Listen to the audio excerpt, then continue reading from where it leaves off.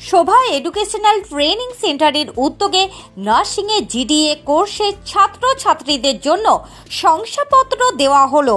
রবিবার এই কর্মসূচিটি অনুষ্ঠিত হয় মালদার কালিয়াচকের বালিয়াডাঙ্গায়। এই কর্মসূচিতে জিডিএ কোর্সে উত্তীর্ণ কৃতী ছাত্রছাত্রীদের সংবর্ধনাও দেওয়া হয়। এর পাশাপাশি প্রথম স্থান অধিকারী এক ছাত্রীকে মোটর বাইক উপহার হিসেবে দেওয়ার কথাও ঘোষণা করা হয়। রবিবারের এই অনুষ্ঠানে জিডিএ কোর্সের ছাত্রছাত্রী ছাড়াও শিক্ষিকারা উপস্থিত ছিলেন।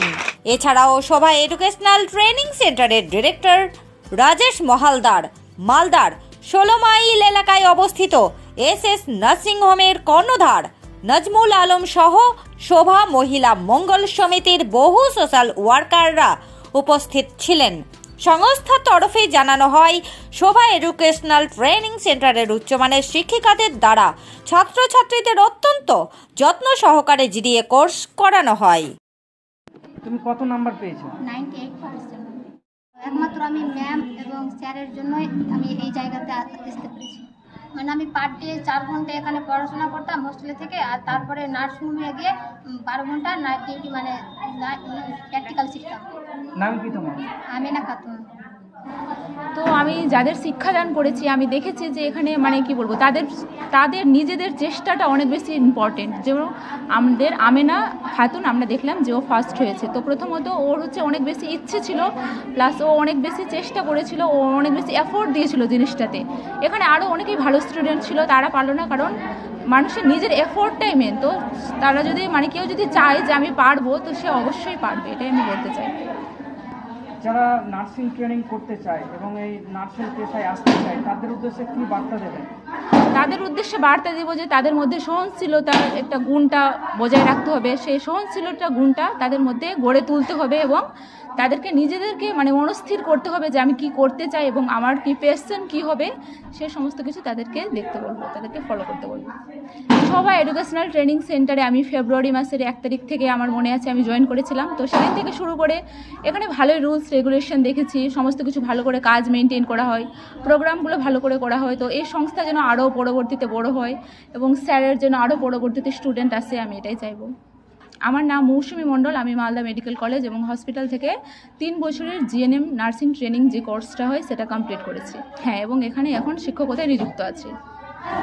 আমরা যখন এখানে জয়েন করি তখন অনেকেই স্টুডেন্ট ছিল এবং তারা তখন খুবই মানে সব মানে মাধ্যমিক, কেউ এইচএস বা কেউ 9, 10 এরকম ক্লাসে পড়ছে, তখন তারা এসেছিলো। তো তারা তখন মানে যে মেডিকেল টার্মগুলো সেগুলো যখন ওরা প্রথম শুনছিল, আমরা যখন প্রথম শুনছিলাম সেগুলো মানে একটু ধরে রাখা মনে রাখা অনেক কঠিন।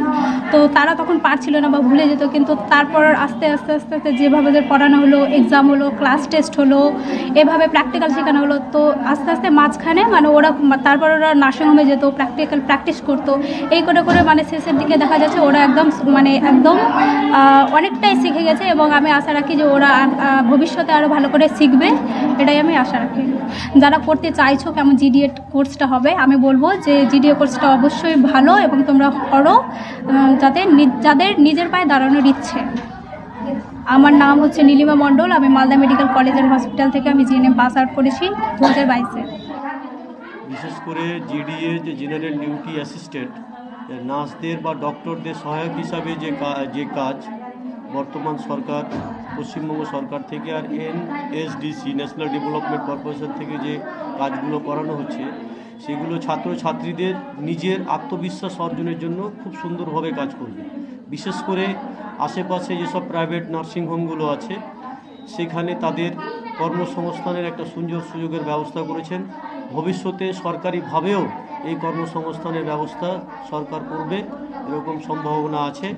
আশা করছি এই কোর্স ছাত্রছাত্রীদের আত্মনির্ভরতার ক্ষেত্রে খুব সুন্দর ও সুযোগ সুবিধা প্রদান করে নেবে।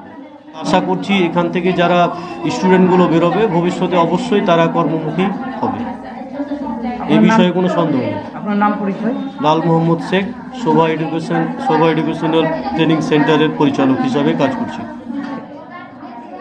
নার্সিং আপনি যে পেশা বলেন সেটা পেশা না, এটা সমাজসেবিক। এটা ওরা সমাজের বহুত কিছু আত্মত্যাগ করে, স্বার্থ ত্যাগ করে সামান্য ওদের মজুরি দেওয়া মানে আমার পক্ষে সম্ভব না।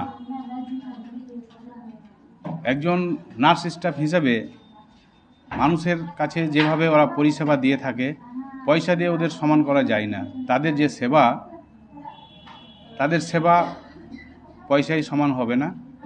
মহিলা মঙ্গল সমিতি আমাদের বিশেষ করে মালদাতে বহুত রকম ট্রাস্ট সংস্থা আছে, তার মধ্যে আমার মনে এই সমিতি যেভাবে মানুষের পাশে নার্সিং ট্রেনিং থেকে শুরু করে আরও অন্যান্য সংস্থার যেগুলো ট্রেনিং আছে, যেভাবে ডেভেলপ করেছে, মানুষের কর্মসংস্থান তৈরি করেছে, অতুলনীয়। আমার নাম নাজমুল আলম, রবি নামেই পরিচিত। 16 mile, new 16 mile SS nursing home আমি প্রোপাইটার। আজকে কর্মসূচি ছিল সমস্ত স্টুডেন্ট আমাদের সবাই এডুকেশন ট্রেনিং সেন্টারে। ওনারা বিগত দিন ধরে 1 বছর ধরে নার্সিং কোর্স করছিলেন, শিক্ষা নিচ্ছিলেন, এবং ওনাদেরকে আমরা বিভিন্ন নার্সিংহোমে গিয়ে প্র্যাকটিক্যাল শেখাচ্ছিলাম। সেই তাদের শিক্ষা বা প্র্যাকটিক্যাল সবগুলো কমপ্লিট করার পর ওনাদের ফাইনাল এক্সাম করিয়েছিলাম। ফাইনাল এক্সাম করার পর ওনাদের যে আমাদের the digital India board of education দপ্তর থেকে সার্টিফিকেট আমাদের এই ট্রেনিং সেন্টারে এসেছিলো। তো সেই সার্টিফিকেটগুলো তাদেরকে আজকে বিতরণ বা কিছু গিফট বিতরণ দেওয়ার জন্য আজকে আমরা প্রোগ্রামটা রেখেছিলাম। প্রথমত কথা হচ্ছে যে আমি ছোটোবেলা থেকে পড়াশোনা করে এসেছি যে দেশের জন্য, ভারতবর্ষের জন্য, সমাজের জন্য কিছু করতে হবে। আমরা বড় বড় দেশের জন্য যারা শহীদ হয়েছেন বা দেশকে